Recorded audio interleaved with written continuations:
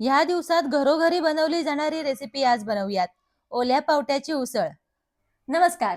Priya's home recipes मध्ये आपलं स्वागत आहे. पावसाळ्यामध्ये ओला पावटा भरपूर मिळतो. तर आज ओल्या पावट्याची आपण उसळ बनवूयात. अगदी साध्या सोप्या पद्धतीने आणि अतिशय चविष्ट. कशी बनवायची ते तुम्हाला दाखवते. इथे पावटा सोलून पावट्याचे सगळे दाणे मी काढून घेतलेले आहेत. दाणे काढून घेतल्यानंतर एका पॅन मध्ये आहे ना, एक चमचाभरच तेल घालायचं आणि हे सगळे दाणे घालून घ्यायचे. आणि दाणे घातल्यानंतर मग ह्याच्यामध्ये लगेचच मीठ घालून घ्यायचं थोडंसं आणि मीठ घालून एकदा हलवून ह्याच्यावरती झाकण ठेवायचं आणि एक वाफ काढून घ्यायची. दाणे असे छान परतून घेतले ना, की उसळीला छान चव येते. त्यामुळे पावट्याचे दाणे हे आधी असे थोडेसे परतून घ्यायचे. आता पुढची तयारी मी काय-काय केली तुम्हाला दाखवते. इथे खोबरं घेतलेलं आहे, नंतर लसूण घेतलाय, नंतर आलं, नंतर 2 मीडियम साइजचे मी इथे कांदे मोठे-मोठे चिरून घेतलेले आहेत. टोमॅटो बारीक चिरून घेतलेला आहे आणि कोथिंबीर. टोमॅटो इथे 2 मीडियम साइजचे घेतलेले आहेत बारीक चिरून. इथे एक उकडलेला बटाटा आहे. आता हा कशासाठी घेतलाय तुम्हाला सांगते पुढे मी. आता इथे आपल्याला एक वाफ देऊन झालेली आहे. गॅस बंद करायचा आणि पावटा साइडला करून ठेवायचा. तोपर्यंत आपण वाटण तयार करून घेऊयात. आता वाटण तयार करताना इथे कांदा घालून घ्यायचा ह्याच्यामध्ये मिक्सरच्या भांड्यामध्ये. कांद्याच्याच बरोबर छोटासाच लसूणचा तुकडा मी बारीक चिरून घेतलेला आहे. नंतर एक 8-10 पाकळ्या लसणाच्या घातलेल्या आहेत आणि 2 ते 3 चमचे खोबरं किसून घेतलेलं आहे. अगदी 2-3 चमचे पाणी घालून हे मिक्सरमधून वाटून घ्यायचं, बारीक करून घ्यायचं.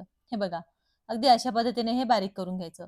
एकदम पेस्ट झाली पाहिजे. जितकं बारीक करता येईल तेवढं बारीक करून घ्यायचं आहे. आता वाटण तयार झाल्यानंतर कढईमध्ये साधारण मी 3 मोठे चमचे तेल घेतलेले आहे. नंतर अर्धा चमचा इथे मोहरी घातलेली आहे आणि मग आपण तयार केलेलं जे वाटण आहे ना, ते याच्यामध्ये घालायचं. वाटण घातल्यानंतर ते छान परतून घ्यायचं. आता इथे वाटण जरा जास्त वेळ आपल्याला परतावं लागणार आहे. कारण की आपण वाटणातलं खोबरं किंवा कांदा आपण काहीही आधी परतलेलं नाहीये. कच्चच घातलेलं आहे. त्यामुळे आपल्याला वाटण जरा जास्त वेळ परतावं लागणार आहे. आता ह्याच्यामध्ये अर्धा चमचा हिंग घालायचं. 1 मोठा चमचा साधारण लाल तिखट घालायचं. 1 मोठा चमचा गरम मसाला घालायचा. गरम मसाल्याच्या जागी तुम्ही धने पावडर आणि जिरे पावडरही घालू शकता. नंतर 1 मोठा चमचा इथे कांदा लसूण मसाला घातलाय मी आणि अर्धा चमचा ह्याच्यामध्ये हिंग घालायचं.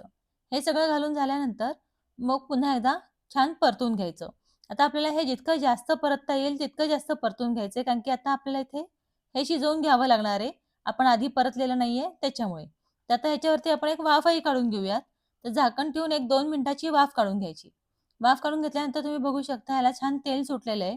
पुन्हा एकदा परतायचं आणि परतून झालं ना, की मग ह्याच्यामध्ये आपण जो बारीक चिरलेला टोमॅटो आहे, तो घालून घ्यायचा आहे. टोमॅटो आपण वाटणामध्ये नाही घातला, ह्याच्यामध्ये घातला. कारण की काय वरून असा टोमॅटो खायला छान लागतो. म्हणून टोमॅटो मी वाटणामध्ये घालत नाही.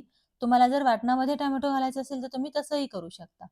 आता छान परतून घ्यायचं पुन्हा एकदा आणि मग आता आपण वाफवलेले हे जे आहेत ना पावटे वाफवलेले, ते पण ह्याच्यामध्ये घालायचे. तर पावटा घातल्यानंतर पुन्हा एकदा छान मिक्स करून घ्यायचं सगळं. पावटा जो आहे तो ह्या वाटणामध्ये छान मिक्स करून घ्यायचा. मिक्स करून झाल्यानंतर मग ह्याच्यामध्ये पाणी घालायचंय.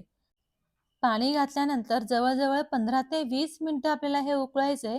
त्यामुळे पाणी जरा जास्त घालायचं. म्हणजे जेवढा रस्सा हवा आहे त्याच्या दीडपट पाणी घाला. म्हणजे थोडंसं पाणी हे आटणार आहे त्यामुळे.